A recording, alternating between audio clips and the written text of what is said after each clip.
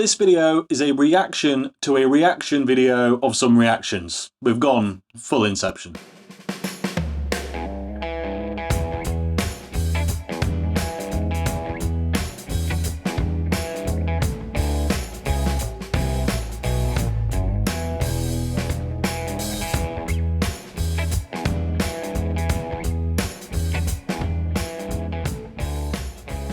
Hello and welcome back to the channel, and yes, today I am going to be reacting to another YouTuber's YouTube video, which I know isn't always the classiest thing to do, but there is a very good reason for it. I was watching BREWZLE'S video at the back end of last year, and it was him reacting to a load of comments comments of his videos and on various social platforms, and well, to be honest, I just thought there was a bit of a different skew on some of them from the UK perspective worth looking at, so that is what we're going to do today. Now, as I said, this video is by BREWZLE. They are a massive whiskey-based YouTube channel, incredible channel. I have nothing but admiration for them, so this is not a bashing video at all. And if you're not subscribed to them, go check them out. I will put a link in the description below because honestly, I think they're fantastic, and I do blame him quite a lot for my ever-expanding set of bourbons. But he doesn't like Scotch very much, so it is in that area really I'm going to start to pick apart some of these comments a little bit, but more so the commenters rather than the man himself. The video is called Responding to Your Hottest Whiskey Opinions, and this is me responding to BREWZLE's respondings of their hottest whiskey opinions, which is a bit of a mouthful, so probably not what the title says down there, but anyway, let's get on with it, shall we? The whiskey community has a little bit of a problem. It's often stuffy and pretentious. Now, these are normally whiskey consumers that just take things way too seriously. The more people I actually meet in the whiskey community that actually make a living creating the favorite spirits that you all enjoy, the less those people are like that. But still, the vocal minority of whiskey enthusiasts. That's a good point, to be fair. Actually, I just want to say, that is a thing. People on the internet seem to get very et up. Doesn't matter whether it's whiskey, beer, or anything else. There is a lot of kind of stuff where I'll go and speak to brewers, you get a fact wrong, they do not care. They might tell you, they might not, you doesn't really need to know, it doesn't matter. People on the internet though who have no involvement in those industries whatsoever get very offended when you do something slightly wrong. There's probably a whole video in my comment section on that for the future, but anyway, back on with it. Enthusiasts, really snobby folks. How is that for a hot take? I mean, Lord have mercy. I go and I review one little Scotch and I call it an Irish whiskey, and you would have think I spit on somebody's mother. I will never hear the end. Okay, I saw that video that he's referring to there, and to be fair, there was a big name, I think it was a Johnny Walker, he called an Irish whiskey. That's about as, yeah, that was bad. I've definitely probably made similar mistakes in the past, so it's easy to do when you sat there recording, words come out, you think they're the right words, you've not thought about it, and yeah. Incidentally though, if you want to get a lot of comments on a video, make a mistake, because they'll love to tell you. Scotch tastes like the gauze they pack your mouth with if you get a tooth pulled. Give me old granddad bottle and bond over that crap every single time. First of all, I agree.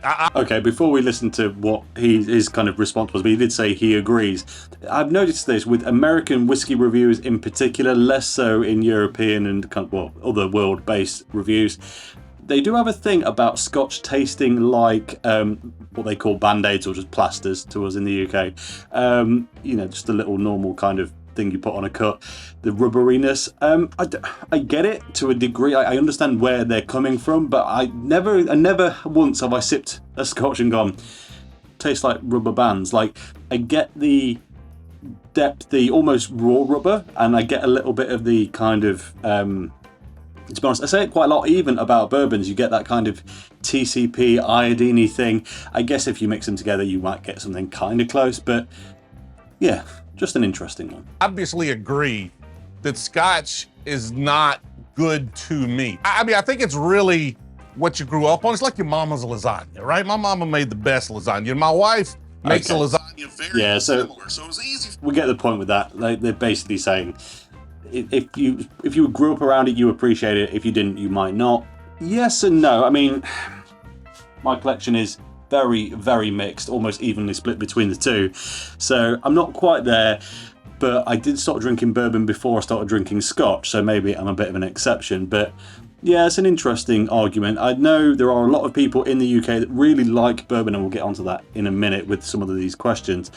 but there's also, I guess, a lot of people in the US that like Scotch. So yeah, I'm not sure I'm buying that argument, but interesting nonetheless. Jack Daniel's Bonded is better than E.H. Taylor, or at least the single barrel that I had. I don't know if I can get on board. Okay, I'm gonna step in on that now. E.H. Taylor is something I've only very recently become acquainted with. It's not all that available here in the UK, but in the video that I did on that a couple of weeks ago, probably even, in fact, was it the last video? I think it was the last video before this one. I've had a bit of a gap in filming, but yeah, I basically said that's my new favourite bourbon. Like, it is fantastic. Jack Daniel's Bonded, I think is awful. Well, yeah, awful's a stretch. I've got, the bottle I've got is actually the one before it was called Jack Daniel's Bonded, and it was called Jack Daniel's Bottled in Bond. I assume it's the same thing, but if it's not, let me know in the comments below. But there's not a competition there in my mind. They are talking about the H. Taylor single barrel, which might make a difference, but yeah, the small batch I've got is beautiful. Distilleries don't want the secondary market to go away. Why would they? I mean, we are showing the true value. Yeah, secondary market hype, basically where whiskey bottles get sold at, well, you know, after the fact for a premium. Do they want it to go away? Probably not, because it drives more interest in their products as a whole. And ultimately, if that's what it's worth, because that's what people are willing to pay for it, then, well, that's what it's worth. Is there an argument for them to put their prices up? Yes. But really, I don't know. It's a really difficult area. I mean, I don't want the prices to go up, but at the same time, if I can't get interesting bottles at a regular price point anyway, then the distilleries may as well put the price up and then have some more cash in hand to go and make more whiskey and make it more available later on. And you know what I mean? Like, if they use that cash properly to kind of improve the experience over the years, then sure, but only if. There's other reasons for the sizing as well. Like, I understand, you know, European 700 milliliter is the normal, and so maybe. Yes, so talking about shrinkflation in response to that market discussion, yeah, 700 mils is the standard bottle size in Europe and particularly in the UK when it comes to whiskey. So if I show you any number of these scotches, so yeah, there you go, on this Benry, it is a 70.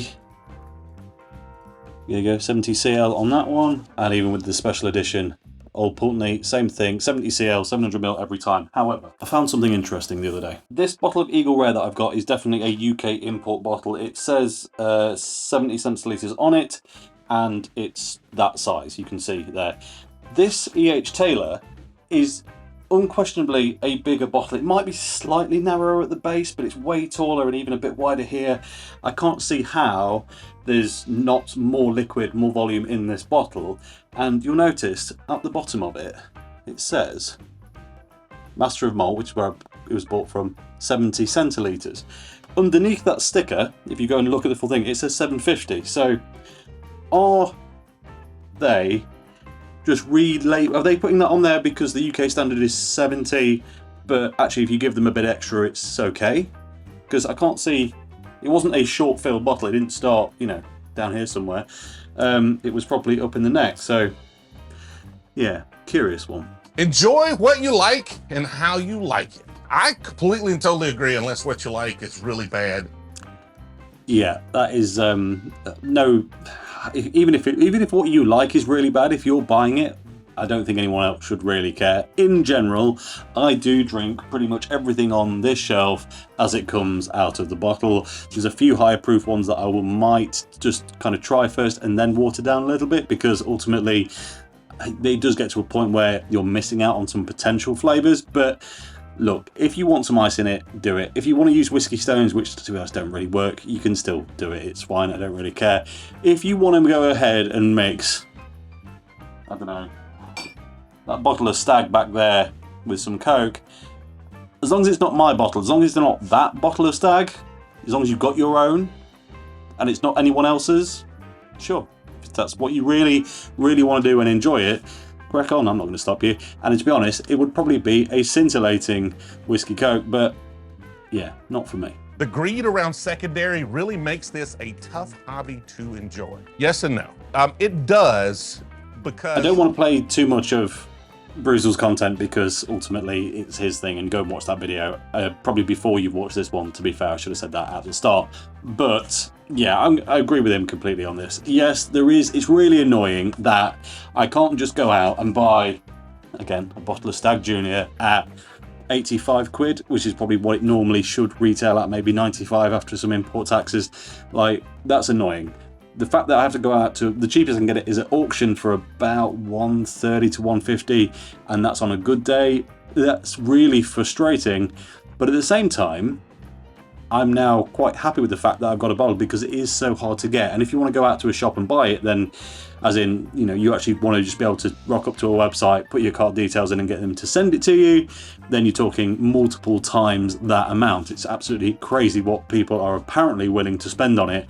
But yeah, I don't know, for me, it is annoying, but at the same time, once you've got one and you don't feel like you've spent too much on it, you're always going to be paying overs on this stuff now, but as long as it's not too much, then kind of, yeah, a little bit of smugness kicks in, and that is kind of part of the fun of collecting. It's completely illogical, makes no sense, but at the same time, it's really fun to do at the moment. So yeah, yes and no. You know, if there was no interest and therefore no secondary market, then there probably wouldn't be as much interesting stuff coming out in general anyway. So it's a tricky one. I get it, but I think it's probably for the better of the whiskey industry long term, even if it hurts a little bit right now. Eagle Rare is incredibly overrated. It has no depth and the flavor is very muted. It's a decent $15 bourbon, but no better. Ooh, man. Yeah, I mean, I think this was the comment that the most people will go, really? Really? Really? Like that, it seems like a bit of a preposterous statement. BREWZLE disagrees with it, and I'm in agreement with BREWZLE on this. That is just nonsense. Like, yes, it is not the most flamboyant, out there, fullest of flavour bourbon going, but as someone who appreciates Scotch as well, and Scotch can be, well, while some of the notes definitely can be a bit more in your face, a lot of the undertones tend to be more subtle than the undertones in bourbon, at least in my experience. But please tell me if you think I'm wrong on that matter. But anyway, that's my experience so far. And, well, yeah, I mean, the quality in Eagle Rare is the fact that it's clearly more mature, more aged, more refined. And as a result, those subtleties of flavour make it a more refined thing. Sure, if you've not got a particularly sensitive palate, then you might struggle to pick out some of those flavours and think it's just naff, which I kind of understand, but I'd be really surprised if anyone picks up a bottle of that and goes, I just don't rate it, because, well, it's just so good. Higher proof doesn't always mean a better whiskey. True. Yeah, 100%. Like, that's just, it's such an odd thing. I think because people are spending so much money on so much more, and there's always this argument, you know, a higher proof, higher ABV product means you can water it down a little bit so you're getting a load more for your money, so it kind of excuses that much higher price tag. Yeah, no. So, some examples.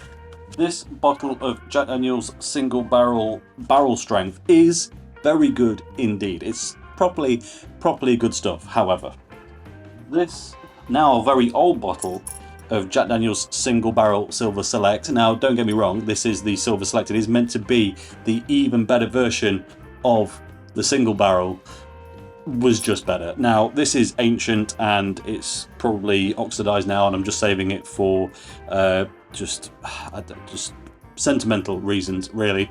I am going to make an infinity bottle with this at some point when I get around to it, and of course some of that barrel strength one will be going into it. But yeah, it's fantastic, it's very good, but overall the balance, the nuance, the complexity there, yeah, everything can be achieved in a more solid way with a lower ABV. This one's coming in at, what are you coming in at? 50% versus the 64.5 on the barrel strength. It's just, yeah, it doesn't need to be above, you know, above 80 proof, 40%. I agree.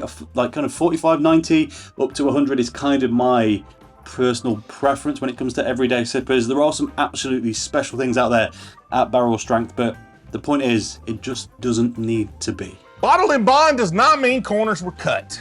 You are right. Bottled in bond does not mean corners were cut. Well, it doesn't mean that the corners were cut or they weren't cut, because I'm not quite sure what they're trying to allude to there. But it just means that it's at least 4 years old and is at 50% or 100 proof, and yeah, a couple of other things, I think. But anyway, it really just means that you're getting minimum, well, you're getting exactly 100 proof and that it's at least 4 years old. I suspect the reason they went for bottled in bond, well, it's because of the old bonded laws in the US, but the reason they couldn't kind of change it and make that kind of explicitly 4 years is because 4 years doesn't sound very old when we got it on a shelf against, well, what, a 12, which is almost entry level, another 12, 15, the 25 back there, 8, 15 down there. There's a lot of, when you put it up against scotches, which are almost, not entirely, but are very heavily age statement orientated, then 4 looks pretty pathetic. But actually, a lot of whiskey in a lot of these bourbons is going to be less than 4 years. Not all of it that's in the bottle, because it will be potentially mixed together, but yeah, it's it doesn't mean anything really, other than that you're getting something with some sort of kind of predetermined quality accolade. But whether that accolade is for you or not, you're bothered about it, well, it's just personal preference. Blandon's is a gimmick bottle. Or we've got to define gimmick bottle here. Yeah, okay, Blanton's is a gimmick bottle, that's for sure. But I think the bigger problem here, so it's a Buffalo Trace product. I really like Buffalo Trace products, as does BREWZLE, and some of my favourites are sat right here in the Buffalo Trace section of my shelves. And yeah, it's just I have real difficulty. I've never bought a bottle of Blanton's because I sit there and I look at it and go, I feel like I'm paying for the stupid little horse on the top and not for the quality of what's inside of it.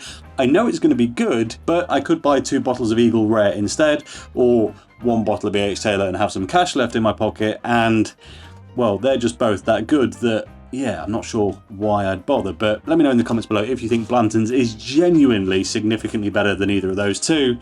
But for me, it is a gimmick bottle because, well, it is, it just looks different.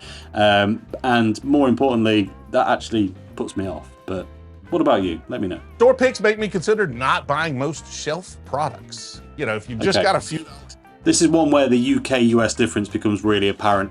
We don't get store picks very often at all. There are I can think of maybe 6 stores in the UK offhand that do store picks. I'm sure there are some others, but yeah, there's not a lot of them, even when they do them. It's really limited. A lot of them are on stuff like Eagle Rare and Buffalo Trace regular. You don't get it on a huge amount. I know they did some Stag Junior, but other than that, yeah, it's pretty few and far between, which means, well, it's not really an option for us. How good are those store picks? I do have one. It is a regular Buffalo Trace up behind that bottle right there, which I bought because it's the US 45% 90 proof version, not the 40 80 proof version that we get normally here in the UK. So I want to do a test on those side by side to see how much different and how much better the US version is, even if it is a store pick. So it's not going to be exactly the same as the regular, I guess, but well, it should be pretty close. Scotch tastes like a Burger King drive-thru smells. Burger King always had like that artificial flame broiled taste to it, so that's the smell. So I mean, Burger King does exist in the UK. They are not tons of them. They're normally in city centres, which means they don't have drive-thrus. There are exceptions, but yeah, there are not absolutely heaps of them. And so I couldn't really tell you what the drive-thru smelt like, but I guess it's coming down to that kind of like synthetic liquid smoke stuff that they use on the burgers and stuff there, which I assume is synthetic. But that said, if it smells like Scotch, then well, maybe it's not, because well, Scotch isn't synthetically smoked, but it is really earthy, peaty. I wonder if it's the mixture of kind of the saltiness, because Burger King food probably is quite high in salt, or certainly was traditionally, and you get that from the sea air in a lot of scotches, plus that fiery smokiness from the peat. Yeah, I can see where it comes from, but I've never ever opened a Scotch, peated or otherwise, and gone, well, hold on, let's this is not a super peated Scotch, but it's got enough in it for a test. That smells like a lot of things, but a Burger King drive-thru, yeah, not one of them. Bourbon collecting is the same as Pokemon cards, but for older people, pretty much. Yeah, That's collecting. I mean, collecting, it depends what you're doing with it. If you're collecting purely for resale, then, well, firstly, most people probably don't like you very much because it means you're holding on to a lot of it that we then can't get.